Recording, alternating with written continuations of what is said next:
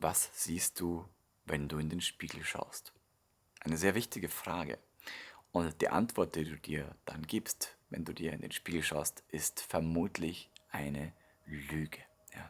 Warum eine Lüge? Es ist eine Illusion, ein Ich, welches glaubt, du zu sein. Ja. Wir reden über den Reflex der äußeren Erscheinung in diesem Video.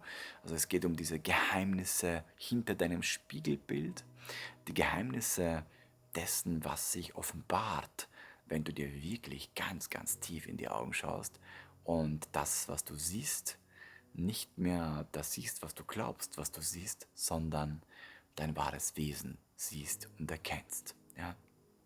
Also es geht um die Wahrheit, um die wahre Wirklichkeit, um die Selbstwahrnehmung und warum dein Spiegelbild nicht immer die ganze Geschichte erzählt. Ja.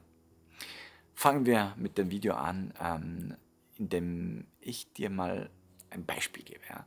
Und zwar, stell dir vor, von einem Baum fällt ein Samen auf den Boden. Ja.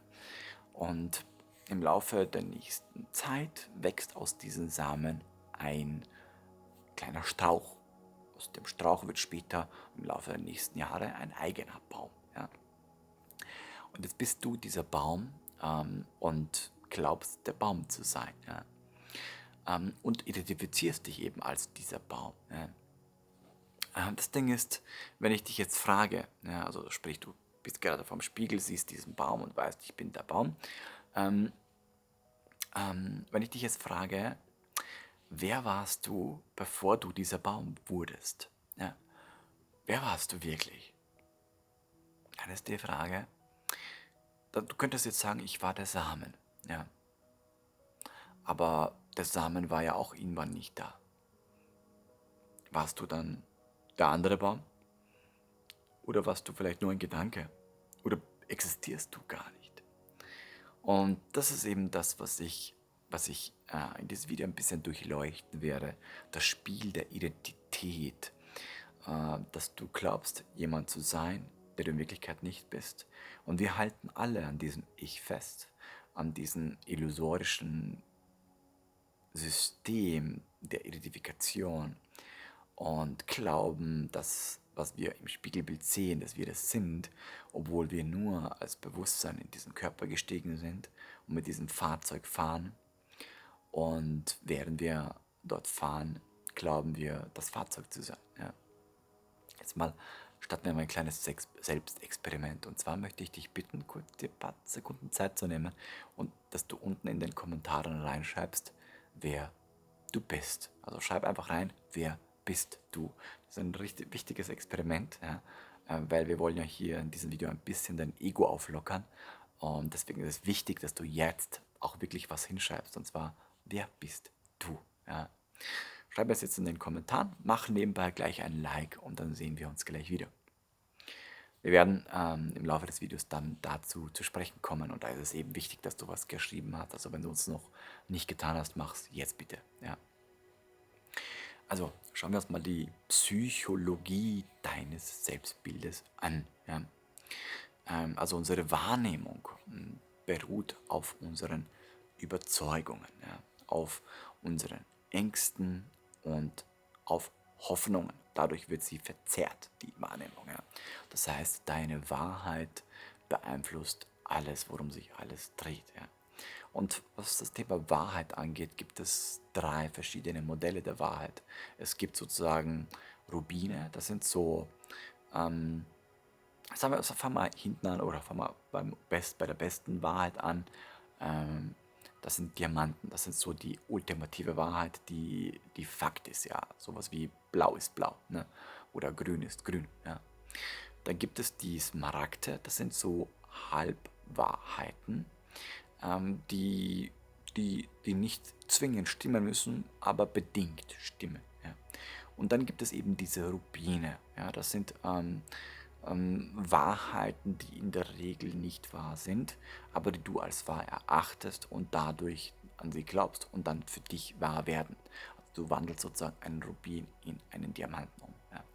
Und Das geschieht bei sehr vielen Religionen so, dass du kommst in die Religion rein, dann wird dir dort was erzählt oder du liest in einem Buch irgendetwas, dann wandelst du vielleicht einen Rubin in einen Diamanten um und dann ist das deine Realität. Und so verzerrt sich deine Wahrnehmung, deine Filtersysteme und dein Selbstbild und deine Realität im Außen durch deine Wahrheit. Ja?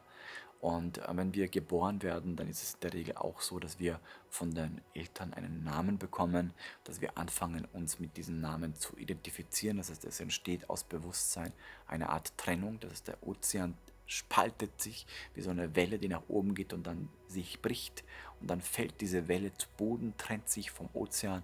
Und in dieser Abtrennung vom Ozean bist du nicht mehr die Welle, sondern du bist getrennt von dem Ozean und hast das Gefühl, ein Individuum zu sein, also ein Ich zu sein, jemand, der du jedem jetzt glaubst zu sein, obwohl du es eigentlich nicht bist. Ja. Und das ist eben dieses Spiel der Selbstwahrnehmung und das ist das, was ich vorhin gemeint habe mit Spiegel. Du blickst in den Spiegel und buchstäblich siehst du ein verzerrtes Bild. Du siehst einen Körper, du siehst eine Identität, du siehst Wahrheiten, du siehst Glaubenssätze, Weltbilder, Werte, eine Geschichte, eine Vergangenheit. Aber das ist nicht das, was und wer du wirklich bist. Und das liegt eben daran, dass wir eben ja, die durch die Medien, durch die soziale Kultur eben darauf getrimmt wurden, dass wir eben Normen haben der Selbstwahrnehmung, wo wir eben dies zu einer Art verlogenen Spiegelbild aufbauen, dass wir uns so sehen, wie wir eigentlich gar nicht sind, ja, oder als das sehen, was wir eigentlich nicht sind, ja. Und das gilt für einen Großteil der Menschen. Und jetzt schauen wir uns mal kurz die Ego-Perspektive dieser ganzen Geschichte an. Ja. Eben das Ego fängt an, nachdem es einen Namen bekommen hat, nachdem es das Gefühl hat, ich muss atmen, um lebendig zu sein, ja? Obwohl du gerade eben aus dem Mutterleib gekommen bist und dort musstest du nicht atmen. Ja? Das baut sich Wahrheiten im Kopf auf. Es blickt nach oben und sieht den Himmel und baut sich die nächste Wahrheit auf. Das ist der Himmel, das ist der Boden, das ist meine Mama, das ist mein Papa und so weiter. Das heißt, es baut sich eben ein Ich-Konstrukt auf, eine Wahrheit, eine fundamentale Wahrheit über die Realität, damit du in diese Welt klarkommst, ja, damit du so bist wie die anderen. Ja. Und dann fängt es an, eben, dass dieses Ego sich ausbreitet wie so ein Samen. Ja. Und dieser Samen wächst zu einem Baum heran und versucht, so viel Identität wie möglich zu graben, also anzuhäufen, ja, indem es eben anfängt, deinen Besitz, Anspruch von deinem Körper zu nehmen. Ich bin der Körper, ich bin der Marco, ja, und so weiter. Das Ganze dehnt sich dann noch weiter aus. Es sagt, okay, das ist meine Frau, das ist meine Uhr, das ist meine Arbeit, das ist mein Buch. Und dann muss man sich die Frage stellen, wenn man Dinge tut, ja, die man glaubt, getan zu haben aus freiem Willen heraus, zum Beispiel du rauchst, ja, und es gibt eben diese kognitive Dissonanz in uns, die eben sagt, okay, ich rauche wegen, ja, ich rauche, weil, weil ich weniger Stress habe. Ja. Und ein anderer Teil in dir sagt, ich möchte eigentlich aufhören zu rauchen wegen den. Ja. Und der eine sagt, okay, ich rauche, weil ich es liebe, weil ich das und das habe. Also diese inneren Programme kämpfen eben und erzeugen eben eine kognitive Dissonanz.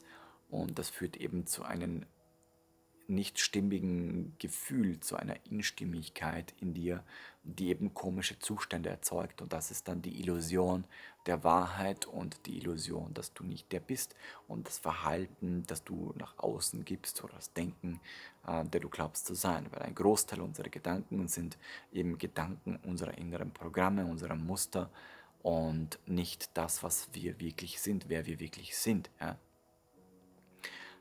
Und deswegen ist es wichtig, dass man eben Dinge, wenn man anfängt, sich zu rechtfertigen, ohne Logik dahinter, wo die Rechtfertigung gar keine Logik und gar keinen Sinn ergibt, nimmt dann eben das Ego trotzdem eben diese Unsinnigkeit oder Unlogik und begründet das und schafft eben immer neue Gründe, um seine Entscheidung korrekt zu machen, weil es eben Angst hat, dass die Illusion aufplatzt und dass es seine Identität verliert. Ja. Und jetzt ist die Frage, ja, die ich dir gestellt habe in den Kommentaren. Geh nochmal zu deinem Kommentar unter dem Video und lies dir das Kommentar mal durch. Ja, und jetzt frage dich, ob du wirklich der bist oder das bist, was du hingeschrieben hast. Ja. Reflektiere das mal und frage dich, ob das wirklich von dir kam oder ob das nur eine Wahrheit ist, die du angenommen hast oder weil es sich cool anhört. Ich bin Seele, ich bin Bewusstsein, ja, oder ich bin die Identität, was auch immer. Äh, Und hinterfrage das Ganze mal, ja, als ein Experiment. Ja. Ähm, und viele Menschen haben eben Angst, sich vor den Spiegel zu stellen und sich in die Augen zu schauen, weil sie eben Angst haben, ihr wahres Selbst zu entdecken, weil sie erst recht nicht ihr wahres Selbst sind. Ja? Oder sie haben Angst, anderen Menschen nicht in die Augen zu schauen, um sich selbst nicht zu sehen. Ja, ähm, ja, und ich kann dir nur empfehlen, ja, dich mit dem Thema zu beschäftigen, dich mit dem Thema, wer bist du wirklich, zu beschäftigen. Das sind die größten Fragen des Lebens. Ja. Und es gibt einen kostenlosen Kurs, den ich dafür entwickelt habe. Der nennt sich Echo der Seele. Und in Echo der Seele gehe ich auf 10 Sachen ein, 10 Geheimnisse, die dir helfen werden, noch viel mehr du selbst zu sein. Unter dem Video ist der Link dazu. Schau es dir an, freu dich drauf. Ist wie gesagt komplett kostenlos und ich freue mich sehr, dass du dir das Video angeschaut hast, dass du dir die Zeit genommen hast, dich mit dir selbst zu beschäftigen, damit zu beschäftigen, wer bist du wirklich, dich damit zu beschäftigen, mit deinem Bewusstsein und noch bewusster zu werden. Und deswegen vielen, vielen Dank. Danke für die Unterstützung, für das Kommentieren, für das Liken und für das Teilen dieser Videos. Und ich freue mich sehr, dich im nächsten Video wieder zu sehen.